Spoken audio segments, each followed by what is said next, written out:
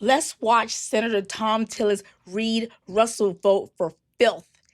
This was so satisfying to watch, and I feel like you should watch it with me one more time. Let me relive it for you. Relive it for you with me, and I will give you my specific thoughts and opinion on this on the other side. So let's get started. Mr. Vought, thank you for being here. Tell me the one Doge initiative that you think is the best example of the work that was done before Doge was quiesced in CFPB, or you can go anywhere else, but just give me the best example of what you thought was an exquisite realization of value that came through cuts that worked their way through the Doge office. Well, I do believe that the reductions in force as a tool. Which specific one? In general. Yeah, but I want to get into specifics. You and I have different backgrounds. Mine was in enterprise implementation. I did this for a living, and so I don't want a word salad answer. Well, it's not word salad, Senator. CFPB. I'm trying to do a reduction in force. But I'm just asking you across the board. Give me one best, because here's what I'm asking for. The Doge office has been quiesced. Okay.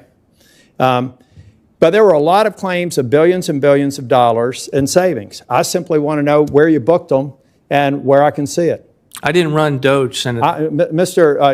You are OMB, right? I am, but I am not Doge. You do track to me, and when I worked in business and we had to implement efficiency, we got engaged to come in, do activity-based accounting, whatever was necessary to identify the efficiencies. Then we go to the CEOs and say, part of this is going to be a reduction in force. We're going to do this in a methodical manner. The number one thing we want to do is absolutely have a reduction in force that looks at our best and brightest, that 18 to 25% of the organization, and make damn sure that they don't get a "you're fired" notice. And then we would send out a reduction in force and an efficiencies program that does people, technology, and infrastructure. Give me an example of where that was done over the year that Doge was in place. Well, I think the extent to which we because then, let me back up. The reason I'm targeting you is because I look at you as the guy who books the savings. After we work, let's say we work with whatever department it is, then we got the savings, we come to you and we say, Mr. Vought, this is no longer going to be a part of our expense run rate. You can actually tell the administration that we can decrement that cost because we've cut the savings. Give me the best example of where Doge has done that. Well, I have been saying in terms of... No, because give me the best example of where a Doge initiative, Senator, once they completed the work, came to you and said, Mr. Vought, you should be aware that our baseline run rate for expenses have gone down. Give me one example. We have an appropriations process, Senator. I'm sorry? There is an appropriations process. We have put forward a budget that's $160 billion in Doge savings. I've heard a lot of people, including you, talk about the Doge savings. I've worked in the business world. My understanding is the last time you worked in the business world was at B. Dalton Books when you were putting yourself through law school. Good on you. But you don't have this experience, and a lot of people that were involved in this do not have this experience. I love the idea of Doge. But what I don't love is the idea of Doge shit that we're picking up because people did it wrong. I spell it with a $, by the way, Mr. Chair. But at the end of the day, we've got to be honest with the American people. We had people running through here and talking about all the savings. At the end of the day, book it. Every single one of these things should have before, after, net savings, and run rate for cost. And Mr. Vought, if you would submit for the record, I may have caught you flat-footed on this one, and I apologize for that. You don't have to apologize. But there's $160 billion in savings Mr. Vought, that we identified. This is going to be real simple. You don't have to do anything except present to me I did, the budget. A consultation for the record in written form, a consultation with the government agency that had the most documented and sustainable savings so that I can go back to North Carolina and explain where Doge was successful. Because right now, I'm picking up a lot of bags of people who are some of the most experienced people leaving, scientists leaving NIH, these random, you were fired, oh, I'm sorry, you weren't, wrong email address. All that stuff is amateurish stuff that would have gotten me fired in my job at Pricewaterhouse in a week. I want to see, but I'm willing to be open to it. You got a best case. I love being proved wrong when I'm coming out and saying something that I'm very disappointed with. I would love nothing more than a briefing before this committee on the extraordinary work of identify the target, achieve the target, book the savings, and inform the appropriations. Here's 4 reasons why that takedown was brilliant. 1, it was coming from a Republican, someone from Donald Trump's party. Something that you don't often see because the people in the Senate and the House are fearful of being primaried because they've seen when Donald Trump supports an opponent who doesn't go along with his agenda, they win because the MAGA are they're active. They're I think it's like cult-like. They will go and do what Donald Trump tells them, where a lot of Republicans who are not part of MAGA will just sit out. So that's why even though he's able to primary him, it's because his MAGA are really enthused, whereas the general Republican base are not as enthused.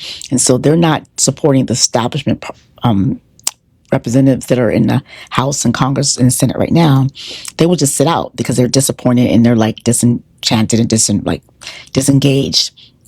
Not actively want to go out and support the Republican Party that they see is contributing to and enabling and emboldening the destruction of their country.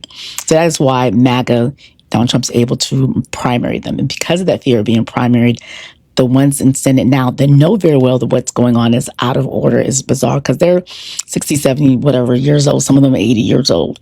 So they know it's normal. They know all of this is abnormal. They're just prefer to stay in power and stay their job. They know if they speak up, they will lose their jobs. That's it. So the ones that are on their way out, like Thomas Massey, who is retiring, who I think he had a primary, Thom Tillis, who is retiring, and John Cornyn, who got primaried, they can actually be bold and be brave and do what the other coward Republicans refuse to do and speak out against this nonsense and use their So that's one thing why it's good. The second reason why it's good is that he was asking for specific numbers. The whole Doge thing was a scam. They were going around saying all these savings, amorphously saying it just in generalities. And even the people defended. When you asked them to push back on specific numbers, they couldn't defend it. And we saw instances where there were accounting errors that anyone who has an accounting background would say, oh, that's due to the Gregorian calendar, and blah, blah, blah, blah. The Doge people, because they're not accounting people, will see those numbers and be like, oh, and rush to go report them. Meanwhile, the people with actual accounting backgrounds, when they see the stuff that Doge is presenting as savings, they're looking at each other like, this is not accurate. This is based on the fact that Elon Musk equipped his team full of people who have no accounting background. The reason why Doge is a scam is because what they did was took a hammer approach to the government when it should have been a scalpel approach. And because it's a hammer, because afterwards, during Doge existence, after it's sunsetted, you see a lot of the agencies realizing that cutting was too much, it was too blunt, it was not done carefully, and they had to call people back. That's something that Senator Thom Tillis mentioned in his remarks. And the reason why I had to call people back is because of the fact that they were not careful. It was just a mishmash.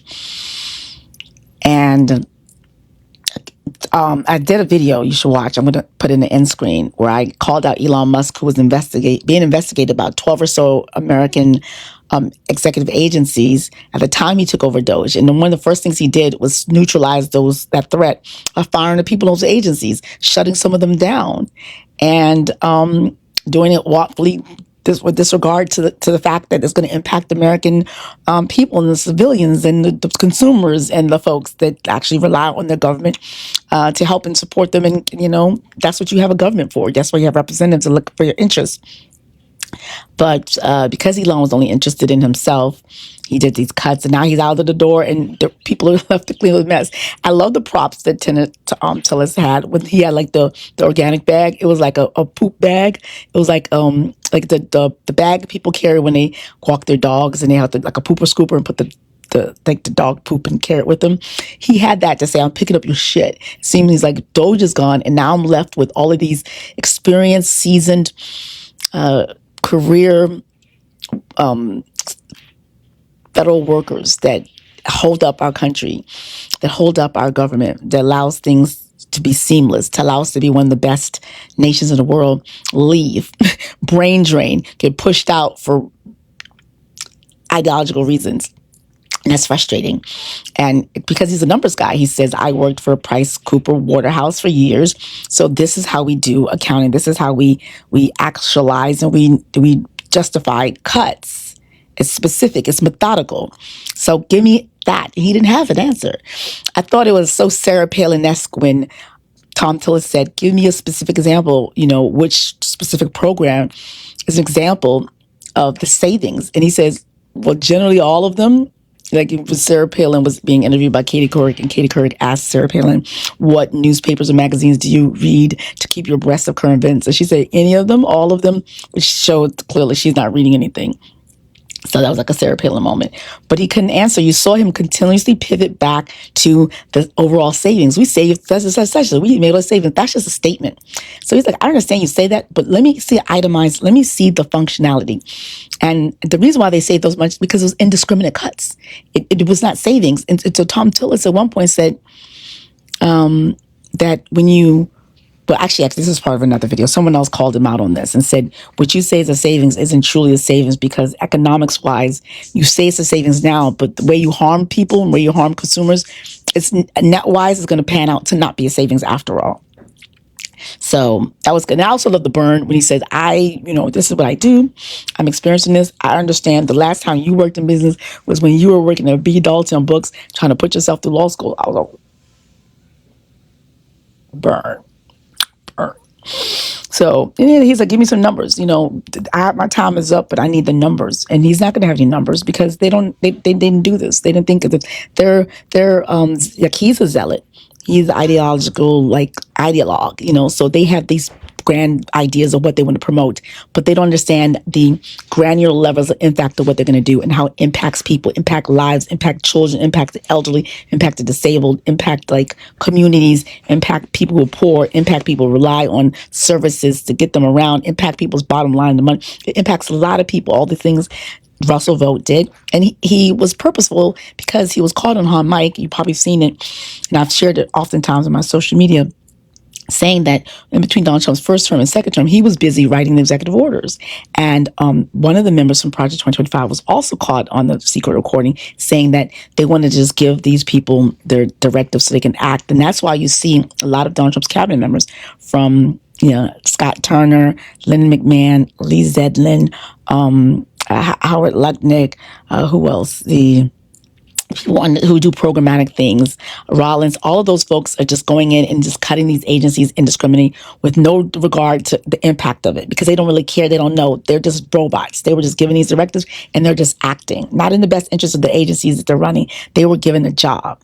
And Russell Vought admitted, and Project 2025 people admitted in this secret recording, that's what they were doing. And it's so funny because they're always railing against the deep state and shadow governments, and they admit they were doing a shadow government in between first and second term. And that's another reason why this hearing and all the other hearings, from the Senate confirmation hearing to the oversight hearing for OMB, Office of Budget and Management, to this hearing in particular, was related to his interim role as the Consumer Financial Protection Bureau. That was this round of oversight hearings. And all these hearings,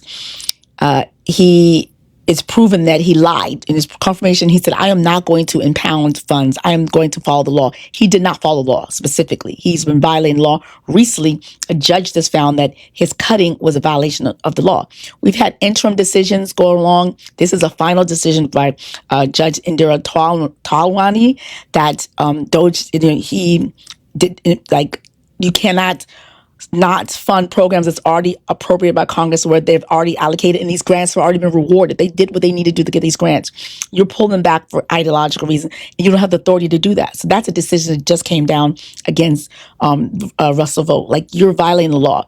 And when you said during your confirmation you were not going to violate the law, that was perjury. Why? Because before you had the confirmation hearing, you were caught on hot mic, and also you made a statement, or he was talking to one of his think tank group, which he's head of. And he said, we want to give them trauma. We want to traumatize the federal workers. He said, we want to shut down. We don't want them to have any funding for clean energy. So he said he was intentionally going to shut down programs for ideological reasons before he got there. At the Senate, he said he's not going to do that. And then right afterwards, he actually did it. So he intended, when he said he was going to do it, he knew his intentions were to do it. That's perjury. So of all the different crimes he committed, because he's committed lots of crimes, unlawful actions, we know at least we have a record of him that's perjury in my book. So that was delicious. I loved it. If you want to hear more of this, stay tuned to this channel. I'm going to be doing more breakdowns, and you get my reactions to breakdowns and my thoughts. So stay tuned. Each one teach one is my motto. Share this video so more people know. Stay tuned.